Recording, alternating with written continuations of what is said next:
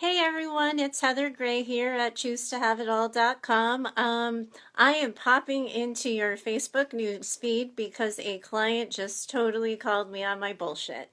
She's been kind of having an inner critic problem, and I thought I would give her a what's up and let her know all the ways that she could talk back to her inner critic. So in turn, she listened to me talk about how I've been afraid to do Facebook Live. I've wanted to talk to you guys, connect with you, have a conversation with you in real time in a way that was more genuine, and I've totally been avoiding it because of all the voices and limiting beliefs in my head that have told me that I have no business doing Facebook Live.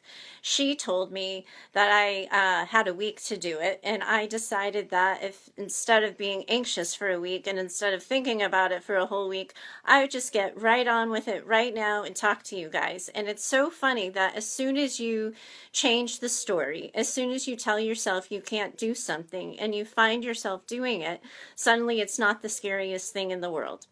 So here's the thing, is that if you listen to your inner critic, if you're listening to all the voices in your head that are telling you that you can't do something, that you're not good enough to do something, that there's something wrong or less than about you, you're just giving that inner critic energy. You're giving it room and oxygen, and it's like sticking a match and, in a fire, and suddenly it's just raging.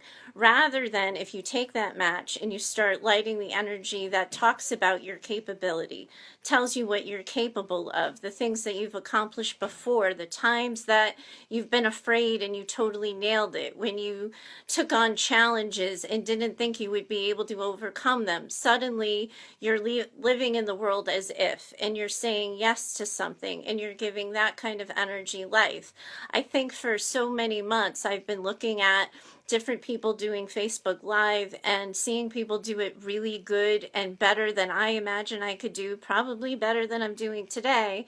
But the difference between the Heather that you knew yesterday and the Heather you know today is she got on Facebook Live and she did it anyway. And that's the only way that we can talk back to our inner critic.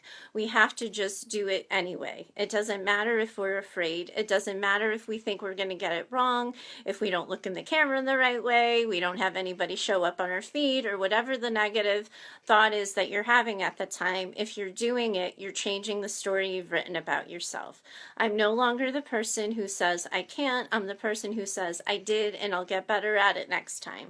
So the next time you have a self-limiting belief and you tell yourself that you can't do it, it's time to talk back. And the only way you do that is by tuning into your capability, reminding yourself of what's possible, and recognizing that you can try again and get better, but you only fail if you never try. So here went nothing, and I did it. Hope that helps, and have a good night. Talk to you later.